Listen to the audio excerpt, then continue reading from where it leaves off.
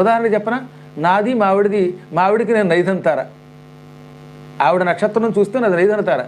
మా ఇద్దరం ఉన్నంత ఐకమత్యంతో ఎవడు లేడు. మేము శుభ్రంగా సంపాదించుకున్నాం, మేము శుభ్రంగా ఆధ్యాత్మికంగా బతుకుతున్నాం, ఐకమత్యంతో బతుకుతున్నాం. ఎప్పుడు నువ్వే నా దైవం అని నేను, మై గాడ్ అని ఆవిడ. ఫోన్లో చూడండి కావాలంటే, మా ఆవిడ చక్కను మై గాడ్ అని పెట్టుకుంది, నా పేరు పెట్టకుండా. ఆవిడ నా దైవం అని పెట్టుకుంది, నేను వేణి దేవత అని పెట్టుకున్నాను. మేమంత హాయిగా బతుకుతున్నాం. శుభ్రంగా తారాబలం చూసుకుని సాధనతార, క్షేమతార, నీ మహంతార, సంపత్తారని పెట్టుకున్నటువంటి వాళ్ళేమో కొట్టుకు తెచ్చిపోతున్నారు. అంటే నేను జ్యోతిష్ శాస్త్రాన్ని ఎప్పుడు తిట్టిన సుమా, నేను పండితుడిని, జ్యోతిష్ శాస్త్రం అంటే చాలా ఇష్టం కాబట్టి చెబుతున్నాను. మీకు చేతకాక ఇలాంటి పిచ్చివాగులు వాగినటువంటి వాళ్ళకే నేను చెబుతున్నాను ఇది.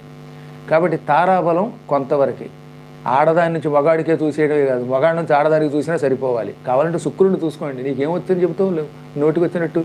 లేదా లగ్నం, తారాబలం, విపత్